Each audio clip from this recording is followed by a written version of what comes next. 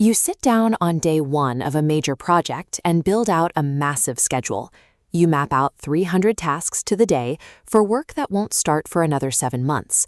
You walk into the kickoff meeting feeling perfectly organized. But by month 2, when you check the activity log, you find that almost nobody on the team has opened the document in weeks. We can see why in the benchmark data at the bottom of this page. Far-out tasks require constant rewriting, wasting 9 hours a week in maintenance. Because it becomes too noisy to trust, a third of teams stop checking it. The trap here is psychological. When requirements haven't been written and people haven't been assigned, mapping out month 7 work day by day feels like discipline. Really, it is just a way to soothe our own anxiety about the unknown. We can break this habit using the GRAIN model outlined in this document. We are going to apply these principles to your bloated timeline to drastically reduce your maintenance hours. Building an effective project plan isn't about working harder to predict the future. It requires matching the density of your schedule to how far away the work actually sits. Step 1 is to open your current timeline and drop a hard boundary exactly at the 8-week mark. Now look at every task sitting to the right of that line. Ask yourself one question. Does the detail in this future task change any decision a team member needs to make this week? If the answer is no, that detail is just noise. Go into your project management software and select every single day-by-day subtask sitting out on that distant horizon. Delete them. Replace those hundreds of granular steps with 3 or 4 broad, high-level milestone blocks.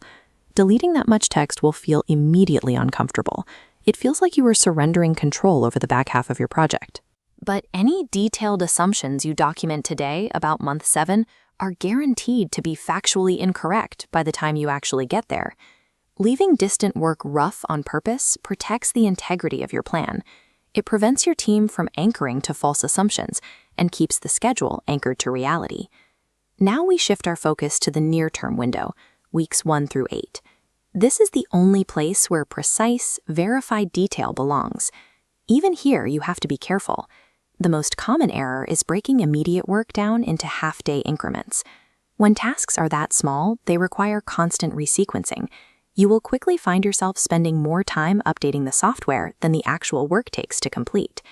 To fix this, combine or divide your tasks until every item on the board represents roughly a few days to 2 weeks of effort. You know a task is sized correctly when a single owner can provide a meaningful, complete status update on it during your weekly team sync. These near-term tasks exist to surface risks during weekly reporting. They are not meant to be a daily to-do list for your individual contributors. At this point, your schedule has a structural conflict. Executives will find an 8-week granular view overwhelming, while your execution team will find the broad back-half phase view completely useless for daily work. We resolve this by building 2 separate filtered dashboards that pull from the exact same set of data. Start by setting up a team view dashboard, designed entirely for the people executing the daily work. Apply a strict time-based filter here. The team view should exclusively display the highly granular tasks for the immediate 6 to 8 week window, ignoring everything beyond it. Next, set up a leadership view. This is for stakeholders who only need macro-level progress. Filter this view to show only the rolled-up phases and major milestones across the full 9-month timeline.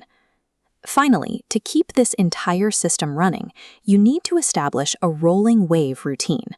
Set a recurring calendar trigger, for example, at the end of week 4. During that block, you will sit down and expand only the next upcoming high-level phase into a detailed task list. A functional schedule never arrives completely finished on day 1. It progressively sharpens as the work gets closer and the uncertainty fades away. By setting boundaries on how far out you plan, you turn a fragile, bloated monolith into a resilient, living document, one that your team will actually log in and use. We see the impact in these metrics. The framework eliminates 3/4 of task rewrites, reclaims 6 hours of weekly maintenance, and drives team engagement to nearly 90%. Grab a screenshot of this checklist. Keep it ready for your next kickoff. Precision only adds value to a project when it is actually accurate.